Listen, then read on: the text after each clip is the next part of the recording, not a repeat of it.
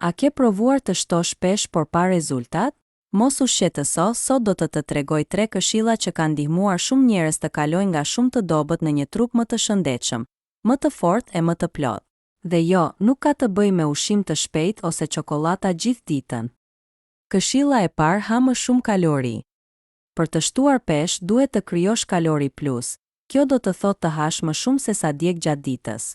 Shumë njerëz mendojnë se po han shumë, por në të vërtetë nuk e kuptojnë sa pak kalori konsumojnë. Fillo duke shtuar vakte të vogla midis ushqimeve kryesore, si gjalp kikiriku me bukë, fruta të thata ose smoothie me qumsht, banane dhe gjalp bajame. Për shembull, një smoothie I tillë mund të ketë mbi 500 kalori, që është një ndihmë e madhe për të shtuar pesh. Këshilla e dytë, shto proteina në çdo vakt. Proteina është bazë për rritje mase dhe muskujsh. Pa proteina, trupi yt nuk do të ndërtojë peshën siç duhet.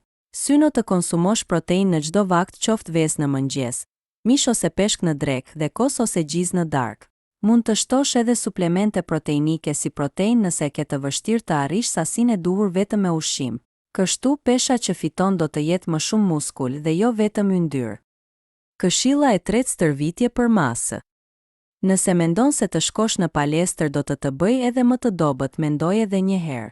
Ushtrimet me pesha janë çelësi për të fituar pesh në mënyrë të bukur dhe të shëndetshme. Fokusohu te ushtrime bazë si squats, deadlifts, bench press dhe ushtrime për shpinën.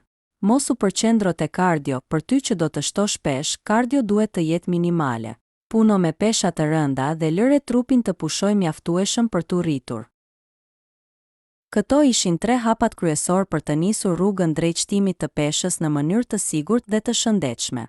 Nëse dëshiron një video më të detajuar me plan ushqimor, shembuj vaktesh dhe program stërvitjeje për shtim në peshë, lëre një koment.